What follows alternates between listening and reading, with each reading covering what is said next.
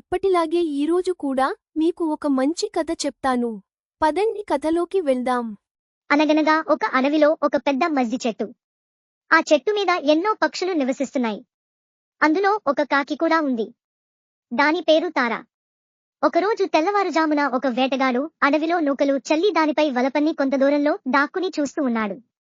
తెల్లవారుచుండగా కొన్ని పావురాలు ఆకాశంలో ఎగురుతూ భూమిపై నూకలు చూశాయి. వెంటనే క్రిందకి దిగి తిందామని ఆశపడగా పావురముల రాజు మహి, వద్దు, తొందరపడవద్దు, మనుషులే లేని ఈ అడవిలోకి నూకలు ఎలా వచ్చాయి? ఇందులో ఏదో మోసముంది. కనుక మనము ఈ నూకలకు ఆశపడరాదు. పూర్వము ఒక బాటసారి బంగారు కంకణమునకు ఆశపడి పులినోట పడి మరణించాడు. మీకా కథ చెబుతాను వినండి. ఒక చెరువు గట్టున ఉన్న పెద్ద పొదలో ఒక ముసలి పులి ఉండేది. అది ఆ దారిలో వెళ్తున్న మనిషిని చూసి, ఓ బాటసారి, ఇదిగో నా వద్ద ఒక బంగారు కడియం ఉంది. దీనిని ఏ పుణ్యాత్మునికైనా దానం చేయాలి అని ఎంతకాలం నుండి ఎదురు చూస్తున్నాను. అదృష్టంగా ఈ రోజు నీవు కనబడ్డావు. నాయందు దయతలచి ఆ చెరువులో శుద్ధిగా స్నానం చేసి వచ్చి ఈ బంగారు కంకణము తీసుకో అని తన వద్దనున్న బంగారు కడియము చూపించింది. ధగధగమని మెరుస్తున్న ఆ కడియమును చూడగానే బాటసారికి ఆశ కలిగింది. కాని పులి వద్దకు పోతే అది తనను చంపుతుందేమో అని భయంతో వణికిపోయాడు. ఒకవైపు బంగారం కడియం, మరొక వైపు భయం. అయినా ధైర్యం తెచ్చుకుని ఆ పులితో, పులిరాజా, నీవు క్రూర జంతువు, నిన్ను నమ్మి నేను నీ వద్దకు ఎలా రాగాలను? బంగారు కడియం కొరకు ప్రాణాలు తీసుకునివారు ఉన్నారా అనగా, అప్పుడు పులి, నేను క్రూర జంతువునే, నీవు భయపడుట న్యాయమే. కాని నేను నీ వయస్సులో ఉన్నప్పుడు అనేక పాపాలు చేశాను. ఎన్నో జంతువులను, ఎందరో మనుషులను పొట్టనబెట్టుకున్నాను. ఆ పాపమును పోగొట్టుకునుటకే ఈ కడియమును దానము చెయ్యాలి అని అనుకున్నాను. లేవశక్తి లేని పండు ముసలదాన్ని, గోళ్లు మోద్దువారినవి, పండ్లూడిపోయినవి, కళ్ళు కూడా సరిగా కనపడటం లేదు. మాంసం తినడమే మానేసి ఫలాలతో కడుపు నింపుకొనుచున్నాను. కనుక ఎటువంటి అనుమానం పెట్టుకునక స్నానము చేసి రమ్ము. రేపో మాపో చావనున్న నన్ను చూచి భయపడకు అని చెప్పింది. దురాశతో బాటసారి పులి మాట నమ్మి స్నానము చేయుటకు చెరువులో దిగి అందులోని బురదలో కూరుకుపోయి పైకి రాలేక, అయ్యో, బురద నేలలో దిగబడిపోతున్నాను, రక్షించండి, రక్షించండి అని అరవగా, పులి భయపడకు, నేను వచ్చి నిన్ను రక్షించి పైకి తీస్తాను అని అతని మీదకు దూకి చంపి తృప్తిగా ఆరగించినది. దురాశకు పోయి దుర్మరణం పాలైన బాటసారి వలె మనం కూడా నూకలకే నేలవాలితే ముప్పు తప్పదు అన్నది. అంతలో ఒక ముసలి పావురం, నేను మీ అందరికంటే పెద్దవాడను, నా వంటి పెద్దల సలహాలను తప్పక వినాలి. లేనిపోని అనుమానం పెట్టుకుని ఆకలితోనున్న మనం ఎదురుగా ఉన్న ఆహారం వదులుకుని మరొక చోటుకు పోవటం అవివేకం.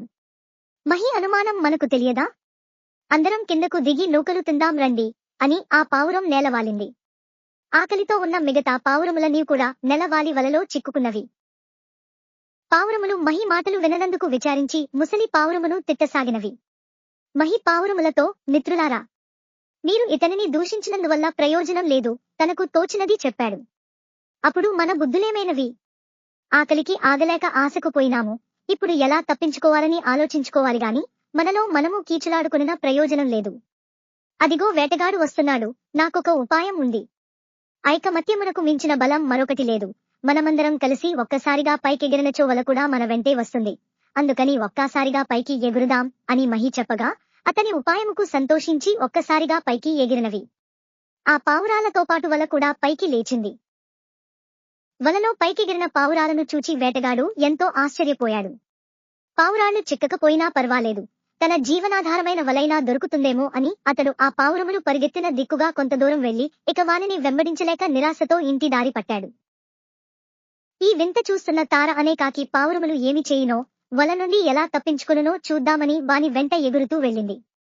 పావురాలు కొంత దూరం పోయిన తర్వాత మహి ఆ అడవిలో ఒక చెట్టు చూపి, మిత్రులారా, మనము ఈ చెట్టు కింద నేలపై వాలుదాము. అచట నా బాల్య స్నేహితుడు ఎలుక నివసిస్తున్నాడు. అతడు వల త్రాళ్లు కొరికి మనందరినీ విడిపించగలడని చెప్పింది. ఆ మాటలకు పావురములన్నీ సంతోషించి ఎలుక కన్నం వద్ద వాలాయి. ఆ చప్పుడు విని ఎలుక భయంతో కన్నంలో దూరాడు. మహి మెల్లగా కన్నం దగ్గరకు పోయి, మిత్రమా, నేను నీ చిన్ననాటి స్నేహితుడను మహిని, భయము లేదు, బయటకు రమ్మని పిలిచాయి. మహి గొంతు గుర్తుపట్టి ఎలుక కన్నం నుండి బయటకు వచ్చి వలలో చిక్కుపడిన పావురములను చూచి, అయ్యో, వలలో చిక్కుకుంటివా, నిన్ను క్షణంలో విడిపించదా నని అతని వద్దకు వెళ్లి వలను కొరకబోగా మహి, మిత్రమా, ముందుగా నా మిత్రులందరినీ విడిపించు, ఆ తరువాత నన్ను విడిపించు. తనంత ఆపదలలో ఉన్నను తనవారి కష్టములు తొలగించువాడు నిజమైన మిత్రుడు, కనుక నీ పంటి బలమున్నంత వరకు నావారిని విడిపించుము. తరువాత నన్ను విడిపించు అన్నాడు. ఆ మాటలకు ఎలుక పరమానందము చెంది, నీ వంటి మంచి మిత్రుడు లభించుట నా పూర్వ జన్మ సుకృతము. నీ వారిపై నీకు గల ప్రేమ సాటిలేనిది. నీవు కోరిన విధంగా ముందు నీ సహచరులనే విడిపించెదను అని పలికి ఎంతో ఉత్సాహంతో వల త్రాళ్లు కొరికి పావురములన్నింటినీ వల నుండి విడిపించినది. మహి ఎలుకని కౌగలించుకుని, మిత్రమా, నీ మేలు మేము ఎప్పటికీ మరువలేము, కృతజ్ఞతలు తెలిపి పావురాలన్నీ కలిసి బయలుదేరినవి. ఎలుక కూడా కన్నంలోకి వెళ్లిపోయింది.